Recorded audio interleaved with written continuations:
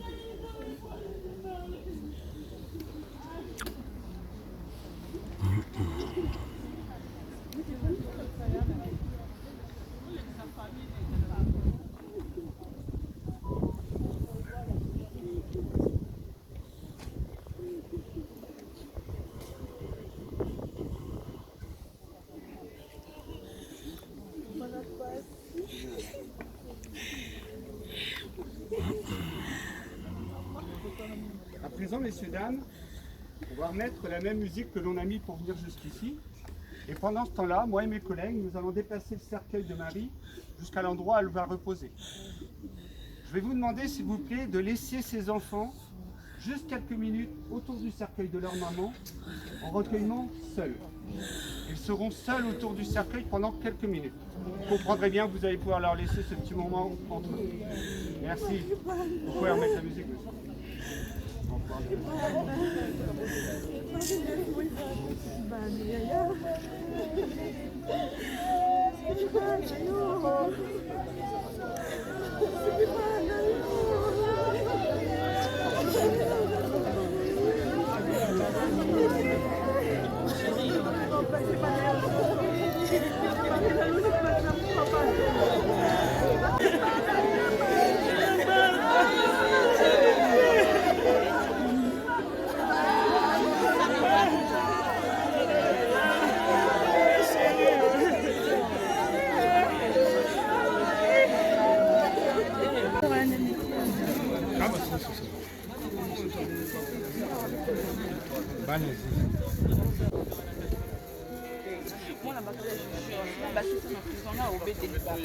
Je dois là.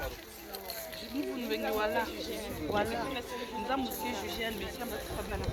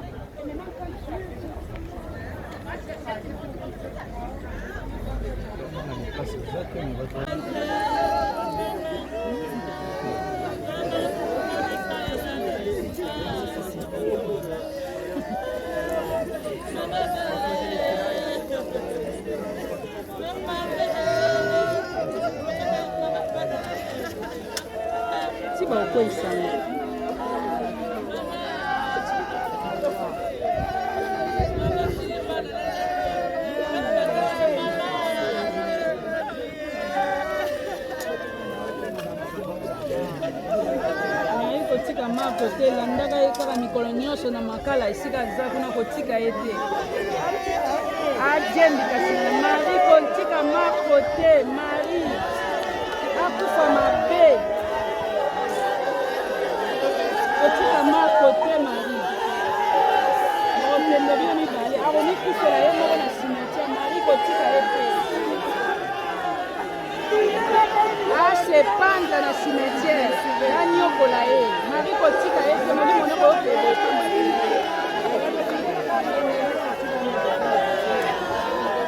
mari kotika mako te landa ye telemelaka ye mari kotika mako te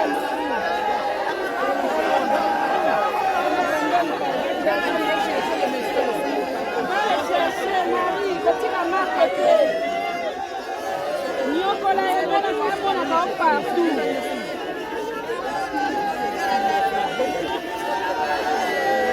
akoloba ya okufa boye te akonyuka mamona bao partout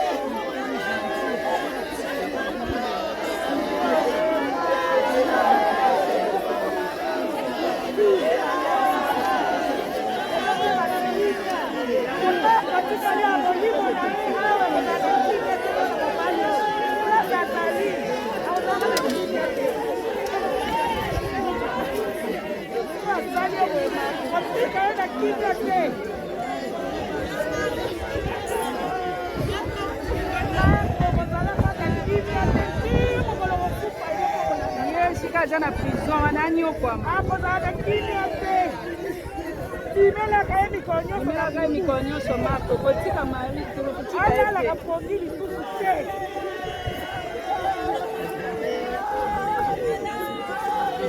akukufa te makolo mama timelaka ye kokufa eza facile aniokwama amonaka ko mikolo nyonso mari amonako mikolo nyonso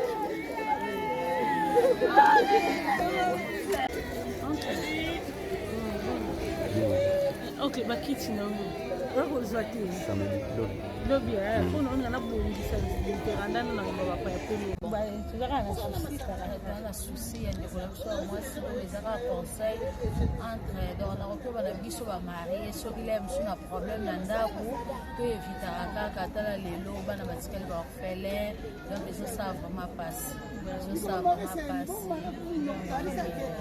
wana kaka tobetaka mpe basi na bino quand même mobali kotomba liboko te mpa betaka mwasi naye c'est pas bien donc mobali faut respecter mwasi non surtout mama bana no moto aboteli yo bana donc kokomisa etina baniveau te lelo atiki mpe mokili likolo ya mobali donc c'est pas bien, c'est triste donc mambo ofe sila vraiment mibali faut bayeba kozwa valeur ya mwasi bavalorize basi na bango c'est ça loto kolobaka yango wana vraiment eza pasi eza mawa bana batikali baorpheline donc c'est triste. Bon, tozali na mama Beyoncé tozoba concernant violence ya femme mama olobi nini? makambo oyo ya ser na biso mari epesi biso mpasi na mawa noke mobimba congolais tozolela liwa moko briske tosatandaki nango te mpasi eza kaka oyo na bana batikali bofenda papa aza na prison yango na mokili soki omona oza na problème na mobali tuta baproblème eloko eleki tika eza te tala lelo topedre mari lokola bablage bana batikali vraiment c'est triste tozoyeba te so tosala nini bon loko eza nzela na biso nyonso tu c'est que nzambe moto apermettraki yango makambo ti so nzambe apermettre te nyonso esalama te molaye topema na kimia biso bato tikali tozoma ye elo na koloba yango na